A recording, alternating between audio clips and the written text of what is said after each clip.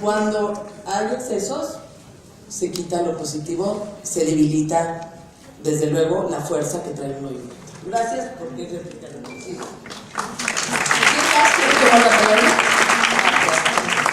Yo creo que el tema está en que no podemos ver la vida desde el punto de vista en el camino que ha pasado.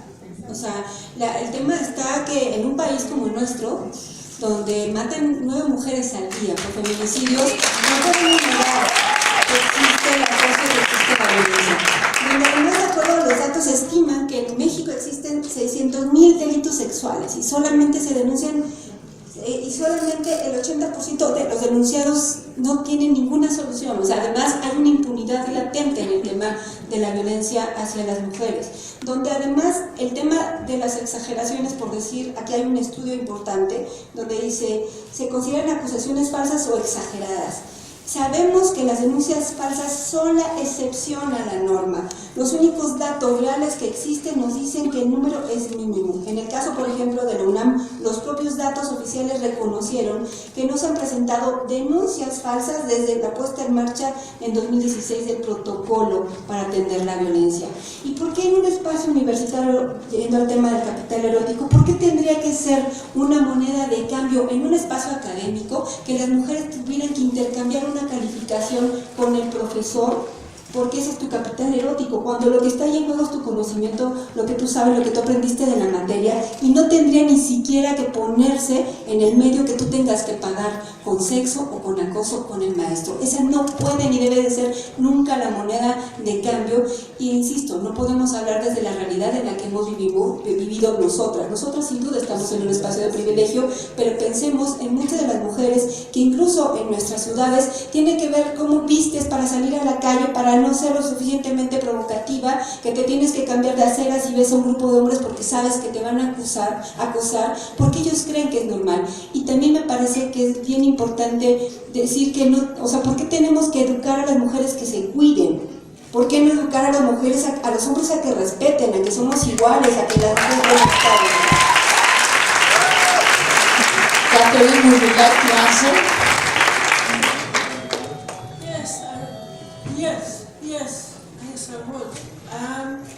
I think in my book Erotic Cafe, what I show is that the research evidence is that men find all women attractive, and men like sex a lot more than women do, and men are prepared to pay a lot more in risk, in money, and in being crazy, or whatever you want to call it, just to get sex or to get entertainment of a sexual nature. And so it's hopeless to think that we can, through education, prevent men finding women attractive and therefore paying compliments, which, if they're clever men, they will be nice compliments, but if they're stupid men or clumsy men, they'll be ugly compliments, and it will come over as sexual harassment. And I agree with Victoria that we need to educate men and women, men to be more elegant in their style of courtship or seduction or paying compliments to women, but also for women to be educated in how to deal more elegantly with it in such a way that a man doesn't feel so insulted he turns around and becomes abusively nasty and violent, because that is in fact a large part of the source of male violence towards women, that they feel they have been sexually rejected and they take it personally and they feel humiliated in a way that they feel they have to get vengeance for it. We'll talk about men in the next round. Lidia, sentí que querías hablar. No me digas. A ver, yo creo que muchos de los estudios a los que se refiere Catherine, y quiero decir que llevo 30 años estudiando esto y desde los 15 soy feminista y tengo 55, son estudios hechos en general por académicos más hombres, Es un mito que la masculinidad hipersexual existe la cultura que avala y que potencia la hipersexualidad de los hombres. Yo he entrevistado cantidad de hombres con un libro que se llama Sexo y Amor en tiempos de crisis, lo que me dijeron todos es: estamos hartos de que se nos tome en cuenta solamente como hombres, que tenemos que tener una sexualidad todo el tiempo potente, abierta, dispuesta en todo momento, cuando en realidad lo que queremos es llegar a dormir a casa. Entonces yo creo que ahí hay varios estudios bastante anticuados. Tenemos muchos estudios en Latinoamérica importantes y que no tienen nada que ver con un mundo anglosajón, que contradicen todo lo que dice Catherine en este momento. Yo creo que no es imposible que cambien los hombres, creo que hay millones de hombres que necesitan y que quieren cambiar, me lo han demostrado en mis investigaciones, muchísimos hombres jóvenes que han leído, ellos saben, que se me acercan y me lo dicen. La cultura de la violación es parte de una cultura de la comercialización de los cuerpos de las mujeres, la hipersexualización de los hombres y las mujeres en diferentes cotos de poder y en diferentes ámbitos es parte de una subcultura del machismo y de una subcultura de un capitalismo salvaje que nos tiene atrapadas a hombres y mujeres, pero las mujeres como víctimas potenciales y como víctimas reales. Aquí en la FIL, mujeres, periodistas, nosotras nos hemos tenido que salir en las noches y regresar juntas todas porque nadie se atreve ya a tomar un Uber sola. Esa es nuestra realidad. Ahora, sí es cierto. Ahorita vamos a pasar precisamente, permítanme pasar al tema de los hombres. No quiero hablar de los hombres. ¿Todavía tengo tiempo? Tienes tiempo. Gracias. Quiero hablar de las mujeres. Las mujeres tenemos una sexualidad potencial, real, expresa, tan importante y tan potente como la de cualquier hombre. Y una de las cosas que ha hecho esta cultura machista es decirnos a las mujeres que tenemos que quedarnos calladas, y eso lo ha hecho también los partidos conservadores, la iglesia, que nos han querido someter y nos han tratado de convencer de que los orgasmos son casi un pecado. Las mujeres somos entes sexuales y queremos sexo, pero no a cambio ni de poder, ni de trabajo, ni de dinero. Lo queremos a cambio de placer, y de un placer que nos merecemos, y cuando lo queremos y lo pedimos, no cuando nos ordenan, y no nos vamos a someter a tratar bien a los hombres que nos acosan y nos hostigan para que ellos se controlen. Los hombres tienen que aprender a controlarse porque nosotras tenemos derecho a vivir en un mundo libre de violencia, donde elegimos nuestra sexualidad en el momento que nos dé la gana.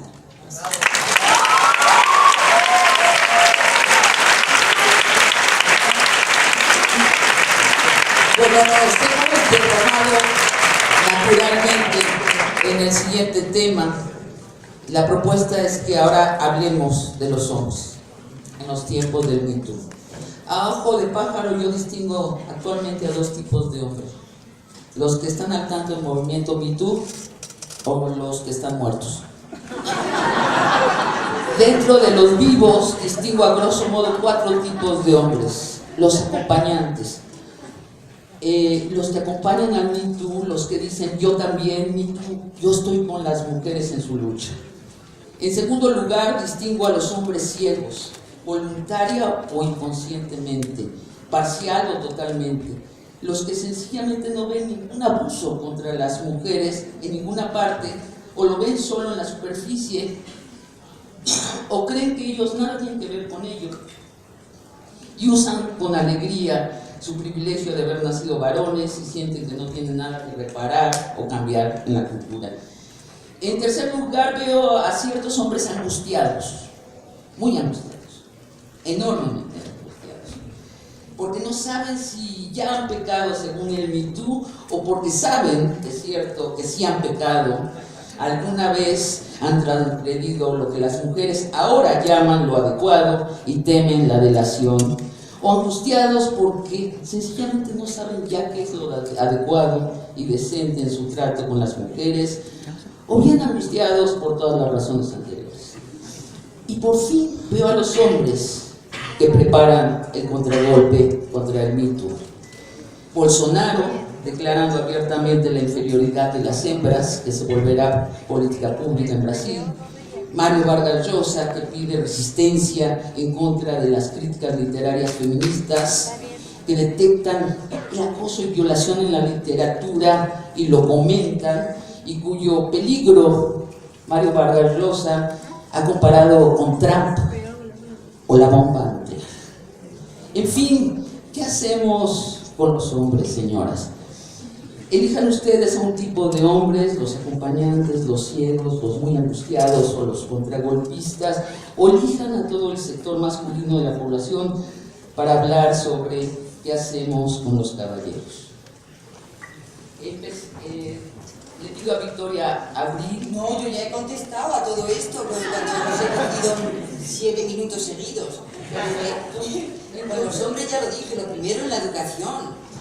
Lilia, ¿te parece que entres tú? Claro, encantada. Acabo justamente de publicar, estoy presentando, mañana presentaré a las 8 de la noche un libro que se llama Ellos Hablan, es una investigación en la que entrevisté a muchísimos hombres para saber cómo están viviendo el Me Too y cómo viven el movimiento y el acoso y el hostigamiento, pero quería entender cómo se construye la masculinidad de su infancia. Cuando les pedí entrevistarlos, todos dijeron que no habían vivido violencia en la infancia, que iba a ser muy aburrido el libro y cuando ustedes lo lean entenderán lo que en realidad sucede en la psique masculina. 95% de los asesinatos en el mundo los cometen hombres, 80% de las víctimas de homicidio intencional en el mundo son hombres, hombres asesinados por actos terroristas en el mundo entero, entre 2000 y 2016 son 72.000 solo en Estados Unidos de América. Tiroteos masivos cometidos por niños varones en Estados Unidos, 994, y entre 2001 y 2011 los incidentes mortales con armas de fuego en Estados Unidos dejaron 40 veces más muertes que el terrorismo. Los feminicidios cometidos por hombres en México, solamente en el sexenio de Felipe Calderón, fueron 26.267. Entonces, ¿quiénes son estos hombres? Son hombres educados en la cultura del machismo, sometidos por el patriarcado, por políticos patriarcas que por un lado denuncian la violencia y por otro lado hacen todo lo posible para que la impunidad permanezca en todas las instancias e instituciones del Estado. Son esos hombres los que por un lado admiten cuando llega un padre desesperado con su niña o con su niño abusado, violado por otro hombre y dicen que sí puede ser, pero también son los mismos que acaban defendiendo a los gobernadores, exgobernadores, empresarios que abusan, explotan y mandan a asesinar a mujeres porque están en contra de sus políticas públicas.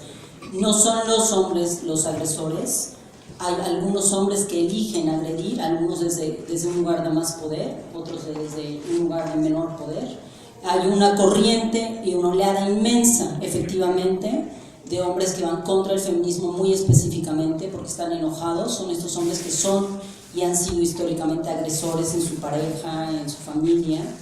Y hay otros millones que quieren entender cómo demonios salirse de la estructura de la masculinidad tradicional. Me parece que es lo más importante que podríamos arrojar esta noche, es qué significa la masculinidad tradicional y el machismo recalcitrante que ha destruido la vida de hombres y mujeres durante siglos, y dejar de citar a los griegos y empezar a citarnos a las feministas del siglo XXI que hemos empezado a cambiar la historia.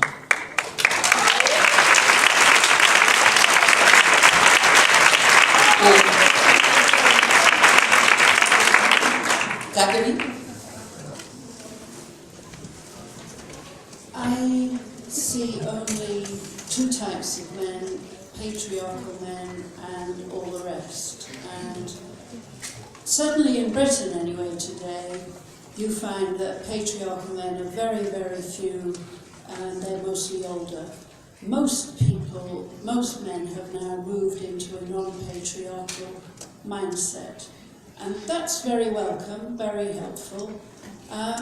But at the same time, I don't think that changes the key facts that I was talking about previously, which is sexuality is still a big issue in the relationship between men and women. And the fact that men, it's not that women can't be sexual, of course women are sexual, and they have exactly the same enjoyment as men when they get into sexual relationships. But the difference is that men will do a lot more to get sex than women will do, including, as an example, they will pay vast sums of money for sexual entertainment, whereas women very rarely are willing to do that. So sex plays a much bigger role in men's lives than it does in women's lives. And I don't think we're going to see that change through education. And so, yes, we do need education for men to deal with that problem, if you like, that they have in better ways than they do at the moment. But I think we really need to look at the social science evidence on the causes of male sexual violence and on male violence more generally, because an awful lot of male violence is actually against other young men. It's young men fighting, and very often they're fighting over the attentions of a woman. They're not always killing women. They do kill women as well, but a lot of male deaths are due to other men killing each other. So we need to look at the social facts about men's lives today. And I've been to conferences which were addressed to and attracted what you might call very patriarchal men who were objecting to feminism and so on. And what I hear is that they're frightened.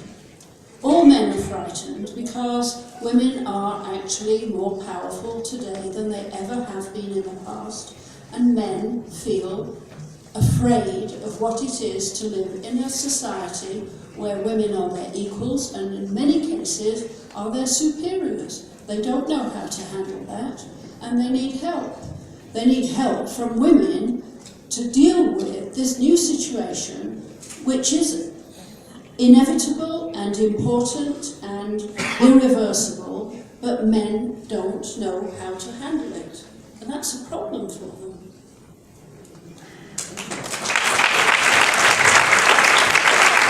Margarita Zavala, por favor.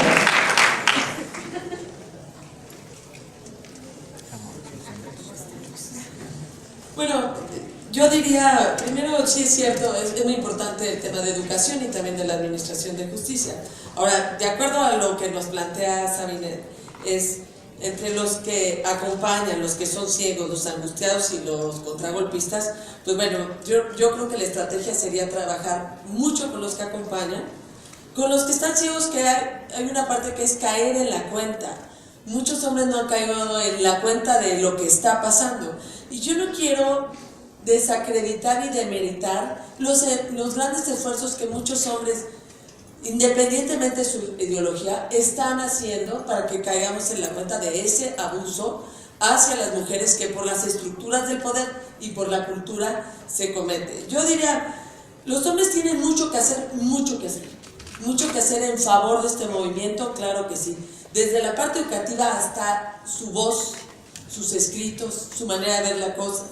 Y por otra parte hay que hacerlos caer en la cuenta de lo que está pasando. Insisto que no creo que sea un asunto de ideología, aunque es posible que unas ayuden más que otras. Pero es un asunto humano que se está dando desde el poder.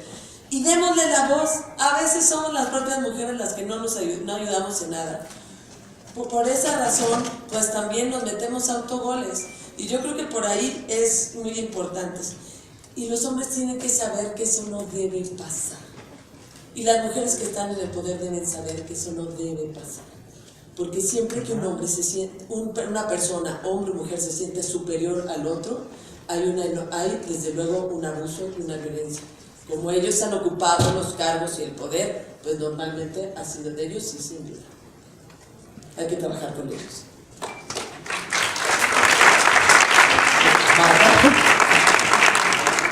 Pues yo, Sabine, le agregaría una categoría a los hombres que te faltó. Los políticamente correctos o doble moral, que en nuestro país abundan, que en el discurso público son aliados, compañeros, pero en el discurso privado, en sus espacios privados, en los que además también la sociedad les impone que los hombres hablen mal de las mujeres, las denigren, se burlen, ahí sale su verdadero ser. Y si no, veamos las elecciones de Estados Unidos, o sea, ese hombre blanco poderoso salió a votar por un hombre que los representa, identifica, o sea, y en el discurso políticamente correcto creíamos que íbamos muy bien, o parece que muy bien, y ahí caben los hombres que dice Catherine, que aparentemente salieron del patriarcado, no han salido, están ahí, públicamente se manifiestan haber salido, pero no están ahí, porque al final de cuentas me parece que el feminismo y el avance del feminismo tiene que ver con una apuesta a cambiar el status quo. O sea, el feminismo es esta idea revolucionaria de que mujeres y hombres somos iguales, y esto cambia las correlaciones de poder indudablemente, y los hombres han reaccionado violentamente ante esta apuesta del feminismo. Lo que estamos viviendo hoy en día es esta reacción violenta ante el feminismo, que quiere decir, a ver, las mujeres tenemos igualdad de derechos, igualdad de vivir, de soñar, de pensar, de tener deseos, y los hombres no solamente han reaccionado contra las mujeres, sino contra todo lo que no cabe dentro de su estereotipo, porque no olvidemos, porque en esta mesa se está olvidando también el ataque que hay contra la diversidad sexual, contra todo aquello que no cabe en este hombre fuerte que tiene ciertas características, y también ahí podemos ver estas correlaciones de fuerzas y de poder, que es al final lo que está de por medio.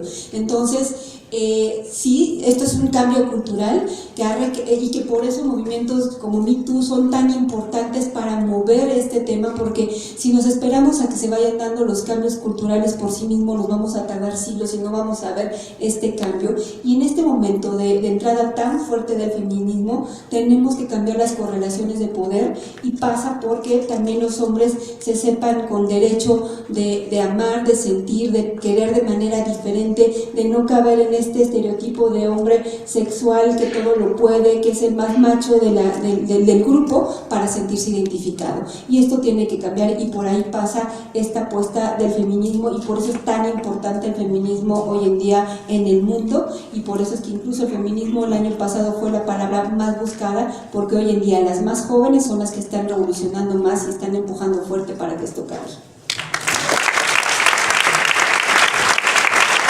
Vamos a la segunda ronda de contrarréplicas. ¿Quién quiere usar la palabra?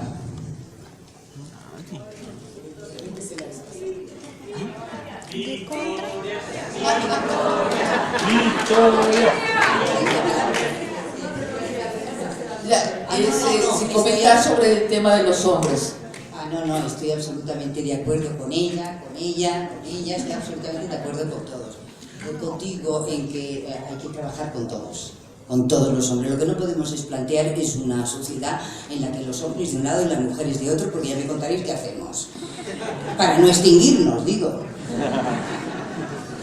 Dos, a los que son, ¿cómo tú los llamas? Espérate. Los que acompañan. Los que acompañan, con eso sobre todo. Seguir, pero vamos, súper amiguetes, súper troncos con ellos. A los ciegos, abrirles los ojos, o hablarles a la oreja, o contárselos, a ingeniárselos para que abrirles los ojos y que acaben comprendiendo todo esto que pasa. ¿Y los angustiados?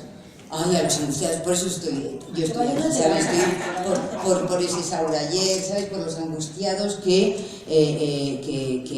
tienen miedo, como tú decías, de solo por decir un piropo te ves vilipendiado al día siguiente en las redes. Eso no puede ser, nos vamos a tener que calmar, no podemos hacer esa amalgama. Esa confusión que hay entre el crimen, el delito de acoso y lo que es simplemente un comportamiento, un piropo mal echado. Eso, a eso hay que darle, no podemos tener una tan difusa y borrosa límite de una cosa y otra. El crimen está penalizado, el acoso está penalizado, y todo eso las feministas ya hemos conseguido todo eso. Yo además estoy por romper otra lanza por las feministas. Yo cuando nací en el 59, en un país de dictadura católica, hija de madre soltera, que se llaman naturales o hijas de puta, a las que no tenían derecho de conservar los hijos o bien darlos a la iglesia para que se los dieran a familias que habían sido casadas católicamente, etcétera, etcétera. Es decir, he vivido una infancia horrorosa, encerrada en internados, porque mi madre no podía trabajar y tener hijos, porque era no casada. En cuanto a la violencia, cuando era pequeña, pues sí, hubo un momento en que un carpintero nos metía mano a mi hermana y a mí con 8 años. Bien, a ese hubiera dado yo cualquier cosa por haberle dado un poquito de educación. Pero desde los 14 años que empecé a trabajar, y ya a los 14 años os explico, murió Franco, vino la transición, vinieron las mujeronas, y a partir de ahí conseguimos ser, yo he conseguido ser en mi vida madre natural. No me casé, sí, me casé una vez, porque cuando empecé a trabajar a los 14 años, a los 16 quería irme de casa, pero en esa época las mujeres no éramos mayores de edad hasta los 21 años. Cuando tienes 17 te parece que está muy lejos. Con lo cual, cambié de propietario, que era la familia, por el propietario, que era el marido. Y a partir de ahí,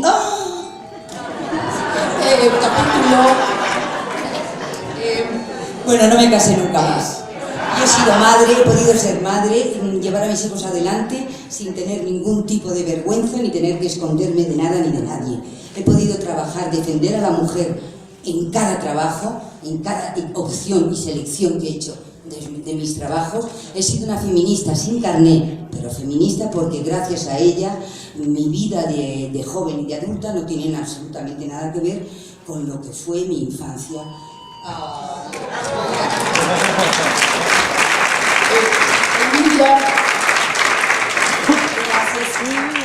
Gracias, Victoria. Nos acabas de hacer una descripción impecable de cómo eres una sobreviviente de la violencia machista y patriarcal desde que eras niña, y de la resiliencia que tenías cuando eras niña, porque hay millones de niñas que no son capaces de decir me metió mano y quisiera haberlo educado.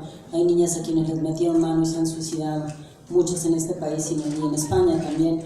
Ahora lo de la manada ha demostrado el machismo de los jueces, ¿no? diciendo que no quiso el juez de la manada, que es muy parecido al tema de los porquis, aceptar el video donde los chicos violan tumultuariamente a esta chica en España, pero sí quiso aceptar decir los dichos de los chicos cuando dicen que a ella lo disfrutó y por eso los liberó. Muy parecido a lo que pasó con los porquis. Entonces creo que cada quien cuenta desde el lugar en el que se encuentra y desde donde sobrevive. Habemos millones de mujeres muy resilientes a la violencia, sin duda, mucho más fuertes emocional y espiritualmente que otras. Pero ¿qué hacemos las que estamos con el micrófono en la mano frente a todas aquellas niñas, niños, mujeres y hombres que son agredidos sistemáticamente por los hombres patriarcales machistas desde todos los espacios de poder y que siguen intentando destruir toda la vida y todas las libertades de nosotras y de nosotros? Yo creo que estamos hablando en realidad, Sabina, compañeras, de un tema mucho más profundo, que es el machismo como una fórmula cultural en la que estamos subsumidos hombres y mujeres. Y eso es lo más delicado, y eso es algo que le debemos agradecer a Me Too, que encontramos como el machismo todos los días toma a los niños varones de la mano y les dice: para ser hombre de verdad tú tienes que destruir todo lo más humano en ti. No es si lloran o no, no es si sienten o no, es tienes que ser un misógino interiorizado, tienes que odiar todo lo que parece femenino dentro de ti mismo. Ese es el tema que nos sigue para la discusión posible en este siglo y en el que viene. Todos los niños del mundo tienen que ser educados para saber no solo que pueden llorar y quejarse, sino que también su lado, que podemos o no llamar femenino o como le queramos llamar, si no le queremos poner género con estas nuevas visiones, llamarle un espacio interior de los niños varones en el que no hay una misoginia interiorizada. Todos los hombres a los que yo he entrevistado en todos los contextos que han sido víctimas de violencia, adultos mayores, de edad media, pequeñitos que han sido abusados sexualmente por un sacerdote, por su maestro, por su padre, por su abuelo, todos los niños dicen que les cuesta mucho más trabajo hablar que las niñas, y eso es cierto. ¿Por qué? Porque son educados para ser hombres de verdad, y un hombre de verdad no solamente aguanta, sino también es educado para reproducir el modelo. Por eso los hombres se sienten huérfanos de ideología, y la ideología que les estamos obsequiando y con la que les invitamos a acompañar es la ideología feminista, que es la ideología de la igualdad, y es una ideología que pide no ser misógino interiormente, ni aunque seas gay o no lo seas.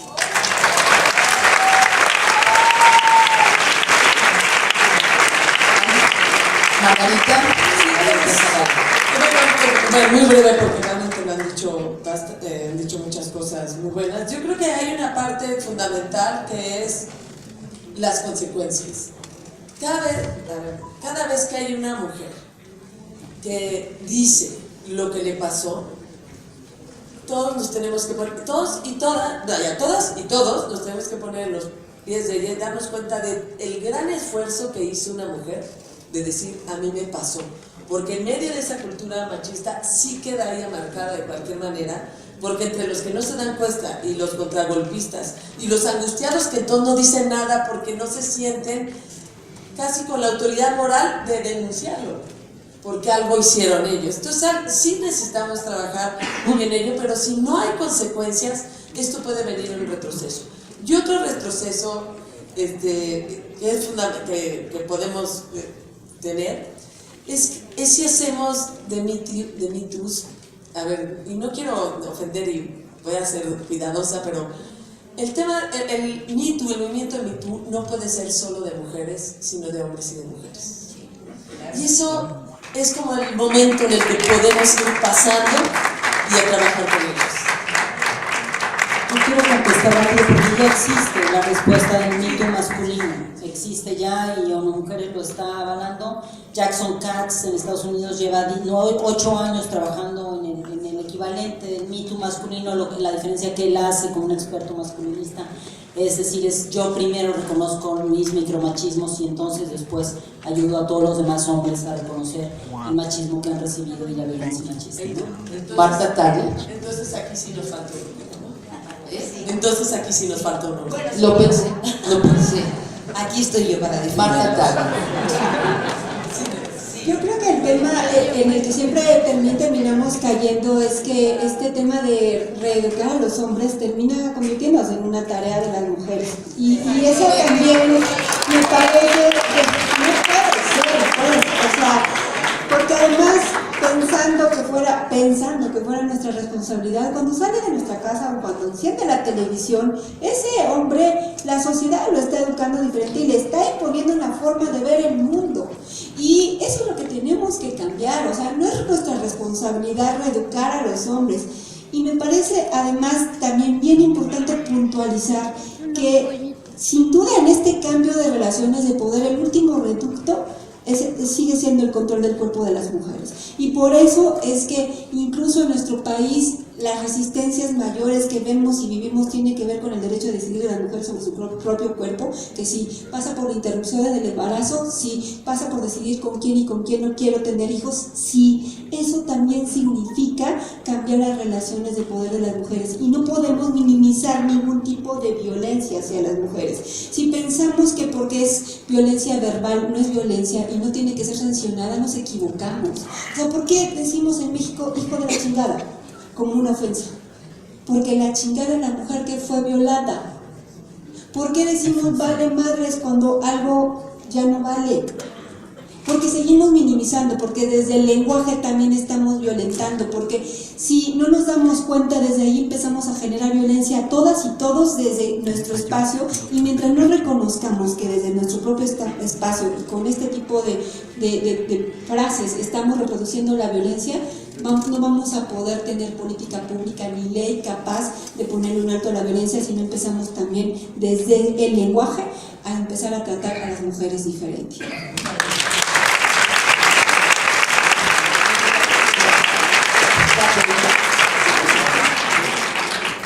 I would just like to make some reference to the start of the Me Too movement, which was Harvey Weinstein, who has been mentioned already.